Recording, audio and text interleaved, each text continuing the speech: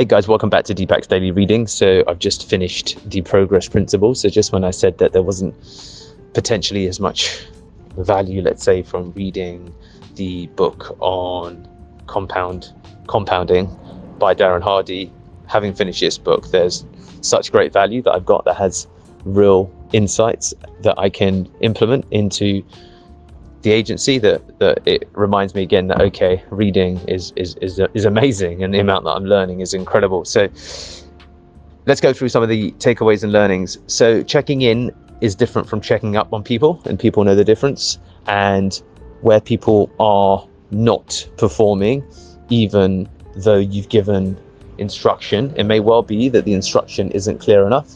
Therefore, change the level at which you give the instruction, because that could lead to all-round improvement. So I spit out a load of things to do from meetings that I have, and probably what needs to happen now, and I'm going to share this voice note with the team again, is making sure that all meetings have AI notes generated.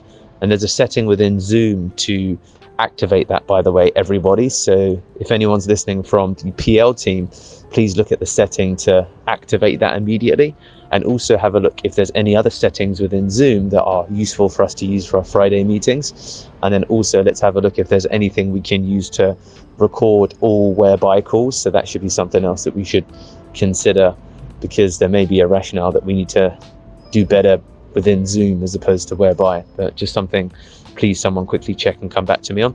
So that's a good way to ensure that there's a better quality of follow-up, because the notes are captured, and then from there the takeaways are clearer. So then also you need to get away from micromanagement, and even where you see continuous mistakes, explore collaboratively with the team what we can do to improve this and to fix this gap. So that could be, hey guys, so look, I see that I asked a couple of questions here, and did I not let so that it didn't happen.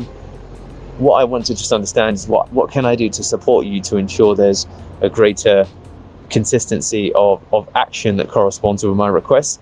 So I guess what I'm saying is how can we make sure that these tasks get done? Did they get forgotten? Are they on someone's to-do list?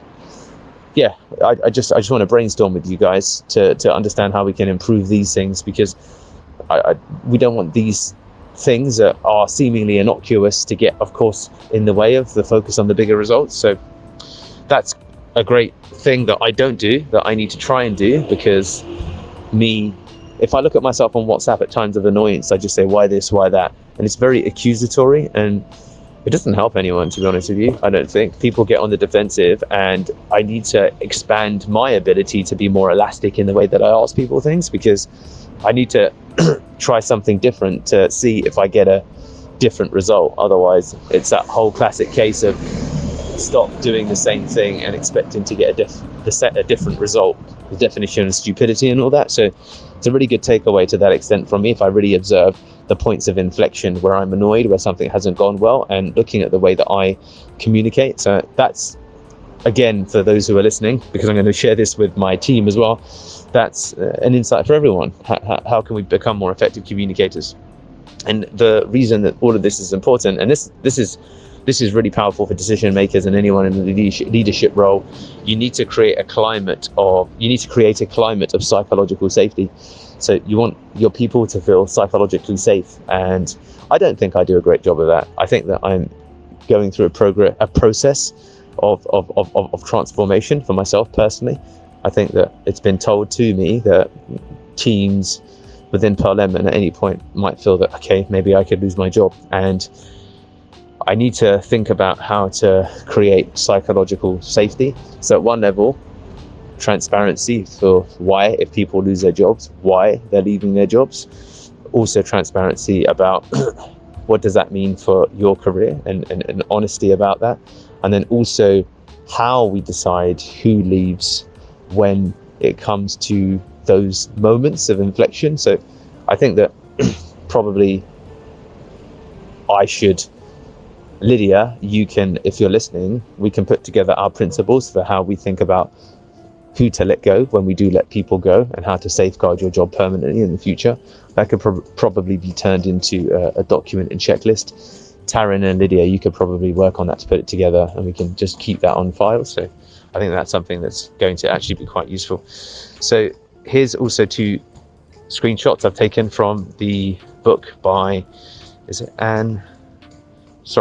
Amabile and Stephen Kramer, The Progress Principle. And these are the nourishers, the toxins, the catalysts and the inhibitors. And there's some just really fantastic questions here. I'm going to be going through these hopefully on Friday.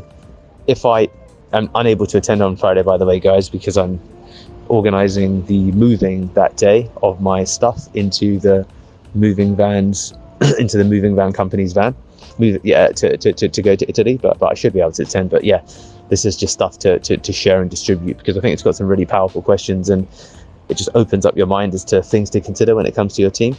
Psychological safety is also creating a system of understanding who's going through some personal problems, and I think that, Lydia, we've already discussed finding out a little bit more about, of course, people's personal lives, and having a mechanism where HR and team leaders are aware if people are experiencing personal problems. And I get told, and I sometimes forget, and I don't want to do that anymore. I want to have a mechanism for remembering so I can show more empathy.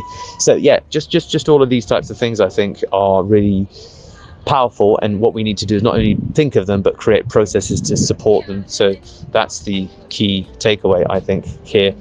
I'm also going to share with you guys a video that I've just made, because the book talks about daily journaling and its mental health benefits and so on and so forth, and I'm not great at writing things down, so I've created a WhatsApp group with myself to share a daily journal.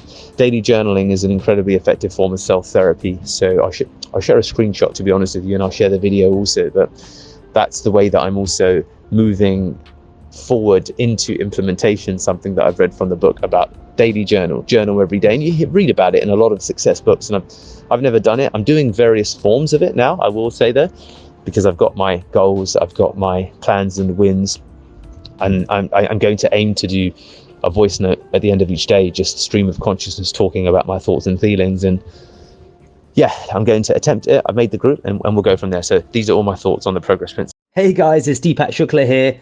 I am huge on listening to books on Audible. So if you're interested in getting all of the insights as I discover them through the course of all the books I read, please do comment, like, and of course subscribe so that you get notified every time we release a video. Thank you so much, and I hope to hear from you soon.